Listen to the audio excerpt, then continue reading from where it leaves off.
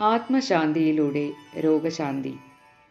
മനഃശാസ്ത്ര വിദഗ്ധരുടെ അഭിപ്രായത്തിൽ ശരീരത്തിൽ രോഗം വരുന്നതിനു മുൻപ് തന്നെ അത് മനസ്സിനെ ബാധിക്കുന്നു എന്നാണ്. സത്യത്തിൽ മനസ്സാണ് ശരീരത്തെ നിയന്ത്രിക്കുന്നത്. മനോവലയത്തിൽ വന്നു ചേരുന്ന ഏതൊരു അസ്വസ്ഥതയും ശരീരത്തിനെയും ബാധിക്കുന്നു. ആരോഗ്യത്തോടെ ദീർഘകാലം സുഖമായി ജീവിക്കാൻ ആയുർവേദം നിർദ്ദേശിക്കുന്ന 2 മാർഗങ്ങൾ ആഹാരവും വിഹാരവും തന്നെയാണ്. ഇത് ഏറെ ശ്രദ്ധിക്കേണ്ട നിർദ്ദേശവുമാണ്. ആഹാരവിഹാരങ്ങളിലെ നിയന്ത്രണം മനോനിയന്ത്രണവുമായി ഏറെ ബന്ധപ്പെട്ടവയാണ്. മനസ്സിൻ്റെ തീരുമാനങ്ങളാണല്ലോ ശരീരം നടപ്പാക്കുന്നത്. എത്ര ദുഷ്കരമായ കാര്യമാണെങ്കിലും ഏറെ താൽപ്പര്യത്തോടെ മനസ്സ് അതിൽ ഇടപെടുമ്പോൾ എല്ലാ ഇന്ദ്രിയങ്ങളും ഉണർന്നു പ്രവർത്തിക്കുന്നത് കാണാം. ശാന്തമായ മനസ്സിൽ നിന്ന് ഒരിക്കലും അനുചിതമായ ചിന്തയോ പ്രവൃത്തിയോ ഉണ്ടാവുകയില്ല. മനസ്സിൻ്റെ ശക്തിയെ സൂര്യനോട് നമുക്ക് ഉപമിക്കാം. ചിതറിക്കിടക്കുന്ന സൂര്യരശ്മികൾക്ക് ചൂടും പ്രകാശവും നൽകാൻ കഴിയും. അതുപോലെ മനസ്സിലെ ആഗ്രഹങ്ങളും ഭാവനയും നിത്യജീവിതത്തിലെ പൊതു ആവശ്യങ്ങളുടെ പൂർത്തീകരണത്തിന് സഹായിക്കുന്നു. എന്നാൽ മനസ്സിൻ്റെ അസ്ഥിരത കാരണം ഇത് തുറന്നു കാണപ്പെടുകയുമില്ല. മറിച്ച് ഏതെങ്കിലും ഒരു പ്രത്യേക ലക്ഷ്യം പൂർത്തീകരിക്കുന്നതിനായി ശ്രദ്ധയോടെ പ്രവർത്തിച്ചാൽ അത്ഭുതകരമായ ഫലം ലഭിക്കുകയും ചെയ്യും. എല്ലാവരും ഇച്ഛാശക്തിയെക്കുറിച്ച് വിശദീകരിക്കാറുണ്ട്. സത്യത്തിൽ ഇച്ഛാശക്തി എന്നത് നിയന്ത്രിത മനസ്സിൻ്റെ ശക്തി തന്നെ എന്ന് കാണാം. ചേതനങ്ങളോ അചേതനങ്ങളോ എന്ന ഭേദമില്ലാതെ ഈ ഇച്ഛാശക്തി കൊണ്ട് സ്വാധീനിക്കാൻ കഴിയും. അതുമാത്രമല്ല, ആവശ്യാനുസരണം അവയെ ഉപയോഗിക്കാനും സാധിക്കും. നിരാശാബാധിതരായ മിക്ക ആളുകളിലും ഇച്ഛാശക്തി ദുർബലമായിരിക്കുന്നത് നിരീക്ഷിക്കാൻ കഴിയും. ഇത്തരക്കാരായ ആളുകൾക്ക് ശാരീരികവും മാനസികവുമായ ബുദ്ധിമുട്ടുകൾ അനുഭവപ്പെടുന്നതും സാധാരണമാണ്.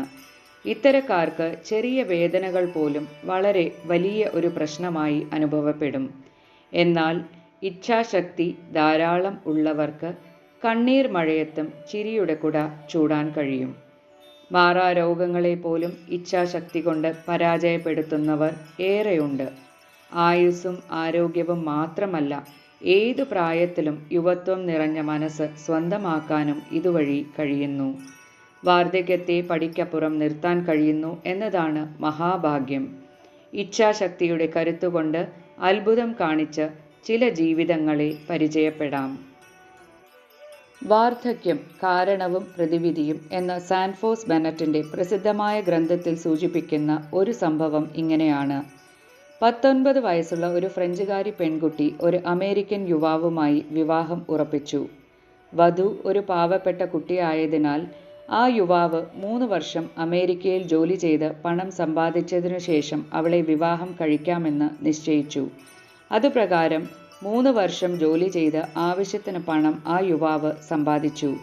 നിർഭാഗ്യവശാൽ ആ യുവാവ് ഒരു കേസിൽ പെടുകയും 15 വർഷം ജയിലിലാവുകയും ചെയ്തു. നീണ്ട 18 വർഷത്തിനു ശേഷം അദ്ദേഹം തിരിച്ച് ഫ്രാൻസിൽ വന്ന് തൻ്റെ പ്രിയ സഖിയെ അത്ഭുതത്തോടെ കണ്ടു.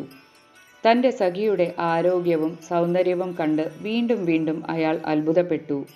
ഈ 37-ാം വയസ്സിലും അവളെ കാണുമ്പോൾ 19 വയസ്സുകാരിയെപ്പോലെ തന്നെ ഉണ്ട്. വിവാഹത്തിനു ശേഷം അയാൾ അവളോട് ഈ സൗന്ദര്യത്തിൻ്റെ കാരണം തിരക്കി.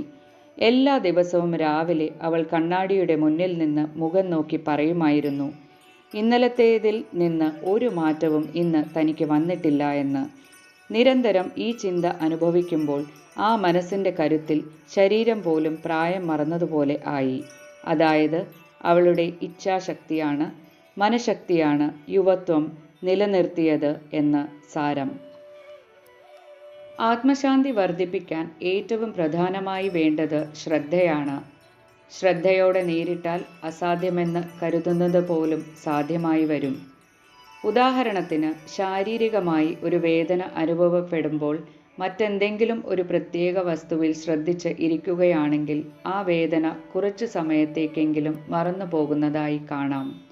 മഹാനായ ലോക്മാന്യ തിലകിൻ്റെ ജീവിതത്തിലെ ഒരു സംഭവം ഇതിന് മറ്റൊരു ഉദാഹരണമാണ്. തിലകിൻ്റെ തള്ളവിരലിന് ഒരിക്കൽ ഒരു മുഴയും പഴുപ്പും വന്നു. ശസ്ത്രക്രിയക്കായി നിർദ്ദേശിച്ച ദിവസം തിലക് ആശുപത്രിയിലെത്തി അവിടെ ഓപ്പറേഷൻ തിയേറ്ററിൽ ബോധം കെടുത്താനുള്ള ക്ലോറോഫോം നൽകാൻ തുടങ്ങിയപ്പോൾ അദ്ദേഹം പറഞ്ഞു, തന്നെ ബോധം കെടുത്തേണ്ടതില്ല, പകരം തനിക്ക് ഭഗവത്ഗീതയുടെ ഒരു പതിപ്പ് തന്നാൽ മതി. ഗീതയിലെ ഓരോ അധ്യായവും വായിക്കുന്നതിനിടയിൽ നടന്ന ഓപ്പറേഷനോ അതിൻ്റെ വേദനയോ തിലകിന് അനുഭവപ്പെട്ടില്ല. പിന്നീട് ഡോക്ടറോട് അദ്ദേഹം പറയുകയുണ്ടായി, അതായത് വേദന അനുഭവപ്പെടുന്നത് ശരീരത്തിനല്ല മറിച്ച് മനസ്സിലാണ് എന്ന്. ചുരുക്കത്തിൽ, ഏതെങ്കിലും ഒരു പ്രത്യേക വസ്തുവിൽ ദത്തശ്രദ്ധനായി ഇരിക്കുമ്പോൾ ശാരീരിക വേദന പൂർണ്ണമായി മറക്കുന്നു എന്നർത്ഥം. വസ്തുക്കളെയോ വ്യക്തികളെയോ സ്വാധീനിക്കാൻ കഴിയുന്നു എന്നതാണ് മനഃശക്തിയുള്ള ഒരാളുടെ അസാധാരണ കഴിവ്. വളരെ അകലെ ഇരിക്കുന്ന ആളിനെയും ജഡമായ വസ്തുക്കളെ പോലും സ്വാധീനിക്കാൻ മനഃശക്തിയുള്ള ഒരാൾക്ക് കഴിയുന്നു. ബ്രിട്ടീഷ് ഭരണകാലത്ത് കൽക്കട്ട ഹൈക്കോടതിയിലെ മുഖ്യ ന്യായാധിപനായിരുന്ന സർ ജോൺ വുഡ്രൂഫ് അദ്ദേഹത്തിൻ്റെ ഓർമ്മക്കുറിപ്പുകളിൽ താജ് മഹലിന് മുൻപിൽ ഒരു ഇന്ത്യൻ സുഹൃത്തിനോടൊപ്പം ഇരിക്കുന്ന ഒരു സന്ദർഭം സൂചിപ്പിച്ചു കാണുന്നു. സംഭാഷണമധ്യേ ഇച്ഛാശക്തി, മനഃശാസ്ത്രം എന്നിവ ചർച്ചാ വിഷയമായി. മനസ്സിൻ്റെ ഈ കഴിവിനെക്കുറിച്ച് വുഡ്രൂഫിന് ഒരു വിശ്വാസവും ഉണ്ടായിരുന്നില്ല എന്ന് മാത്രമല്ല, അതിന് തെളിവ് ആവശ്യപ്പെടുകയും ചെയ്തു. ചോദ്യം കേട്ടുകൊണ്ടിരുന്ന ഇന്ത്യക്കാരനായിരുന്ന കൂട്ടുകാരൻ പറഞ്ഞു, ഇപ്പോൾ ഇവിടെ വെച്ച് തന്നെ കൃത്യമായ തെളിവ് നൽകാം. കുറച്ചകലെ ഇരിക്കുന്ന കുറേ വ്യക്തികളിൽ ഒരാളെ തിരഞ്ഞെടുക്കാൻ വുഡ്രൂഫിനോട് അയാൾ ആവശ്യപ്പെട്ടു. വുഡ്രൂഫ് പറയുന്ന സ്ഥലത്ത് ആ ഇരിക്കുന്ന ആളിനെ മാറ്റിയിരുത്തി കാണിച്ചു തരാം എന്ന് ആ കൂട്ടുകാരൻ പറഞ്ഞു. അല്പസമയത്തിനു ശേഷം വുഡ്രൂഫ് ചൂണ്ടിക്കാണിച്ച വ്യക്തി യാതൊരു കാരണവുമില്ലാതെ ഇരുന്നിടത്ത് നിന്ന് എഴുന്നേറ്റ് വുഡ്രൂഫ് തന്നെ നേരത്തെ തീരുമാനിച്ച സ്ഥലത്ത് പോയി ഇരുന്നു. ഇത് വുഡ്രൂഫിന് ഏറെ അത്ഭുതവും ഒപ്പം ചിന്തോദീപകവുമായി തോന്നി. ഈ സന്ദർഭം വളരെ വിശദമായി അദ്ദേഹത്തിൻ്റെ ഗ്രന്ഥത്തിൽ വിവരിക്കുന്നുമുണ്ട്.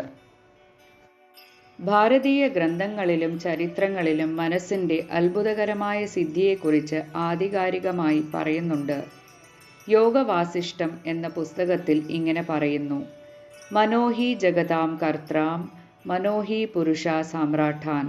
അതായത് ഈ മഹാപ്രപഞ്ചത്തിൻ്റെയും ദൈവത്തിൻ്റെയും കാരണം മനസ്സാണ്. സ്മൃതികളിൽ ഇത് വളരെ കൃത്യമായി രേഖപ്പെടുത്തിയിട്ടുണ്ട്. അലക്സാണ്ടർ റാഫിൻ്റെ മനസ്സിൻ്റെ ശക്തി എന്ന പ്രസിദ്ധമായ പുസ്തകത്തിൽ ഇപ്രകാരം സൂചിപ്പിക്കുന്നുണ്ട്, അതായത് ഒരാൾക്ക് ഏകാഗ്രത, ശ്രദ്ധ ഇവ പരിശീലിക്കാൻ കഴിഞ്ഞാൽ അയാൾക്ക് ശരീരത്തിന് പുറത്തുള്ള ചേതനമോ അചേതനമോ ആയ വസ്തുക്കളിൽ അയാൾ ആഗ്രഹിക്കുന്ന രീതിയിൽ മാറാനും സ്വാധീനിക്കാനും കഴിയും എന്ന്. അപാരമായ മനോബലം ഉള്ള ഒരാൾക്ക് ഭൗതിക ലോകത്തെ പോലും നിയന്ത്രിക്കാൻ കഴിയും എന്നത് ഒരു പ്രാപഞ്ചിക സത്യം തന്നെ. ഇതേ രീതിയിൽ ശരീരം ആരോഗ്യപൂർണമായി നിലനിർത്താനും സാധിക്കും. അവനവനിലുള്ള ഉറച്ച വിശ്വാസവും ഒപ്പം ദീർഘകാലത്തേക്കുള്ള ജീവിതത്തിനായുള്ള ആത്മാർത്ഥമായ ആഗ്രഹവും ആരോഗ്യകരമായ ഒരു ജീവിതം സമ്മാനിക്കുന്നതിന് കാരണമാവുന്നു. മാരകമായ രോഗമുള്ള ഒരാളുടെ വേദന പരിഗണിക്കേണ്ടതില്ല എന്ന് ഇതുകൊണ്ട് അർത്ഥമാക്കുന്നില്ല. ഇങ്ങനെ അസുഖമുള്ള ആളുകൾ അവരുടെ ഭക്ഷണശീലവും ജീവിത രീതിയും കുറെ കൂടെ ശ്രദ്ധിച്ചാൽ, ഒപ്പം മരുന്നും കൂടെ ഉണ്ടെങ്കിൽ ജീവിതത്തിലേക്ക് തിരിച്ചു വരാവുന്നതേ ഉള്ളൂ. പ്രാകൃത്യ തന്നെ നമ്മുടെ ശരീരത്തിന് അസുഖങ്ങളെ ഭേദമാക്കാനുള്ള ഒരു സ്വയം പ്രതിരോധ ശേഷിയുണ്ട്. മനസ്സിനെ ശുദ്ധമാക്കുകയും ആവശ്യാനുസരണം വിശ്രമിക്കുകയും ചെയ്താൽ ശാരീരിക ക്ഷമത നിലനിർത്താൻ കഴിയും. മാനസികോർജം വർദ്ധിപ്പിച്ച് അസുഖം മാറുന്നതായി ഓരോ ദിവസവും സങ്കല്പപൂർവം ചിന്തിച്ചാൽ അസുഖത്തിൻ്റെ തീവ്രത കുറയുന്നതും പിന്നീട് പൂർണ്ണമായും ഭേദമാവുന്നതും കാണാം. മനോനിയന്ത്രണവും ഏകാഗ്രതയും പരിശീലിച്ചാൽ നമ്മുടെ ഇച്ഛാശക്തിയും മനോബലവും വർദ്ധിക്കുകയും അതുവഴി സുഖകരമായ ജീവിതം നയിക്കാൻ സാധിക്കുകയും ചെയ്യും. ഇതിന് ഏറെ സഹായകമാണ് വ്യത്യസ്ത തരത്തിലുള്ള ധ്യാനരീതികൾ. പൂജ്യ ഗുരുദേവിൻ്റെ ശബ്ദത്തിലുള്ള ധ്യാനം പരിശീലിക്കുന്നതിനുള്ള നിർദ്ദേശങ്ങൾ ശാന്തികുഞ്ചൻ്റെ ആശ്രമത്തിൻ്റെ വെബ്സൈറ്റിൽ ലഭ്യമാണ്. അസുഖം ഭേദമാകുന്നത് മാത്രമല്ല, നിത്യജീവിതത്തിൽ ആനന്ദകരമായ അവസ്ഥ അനുഭവിക്കുന്നതിനും ശാന്തമായി മനസ്സിനെ നിലനിർത്തുന്നതിനും ധ്യാനം ശീലിക്കുന്നത് അത്യുത്തമമാണ്.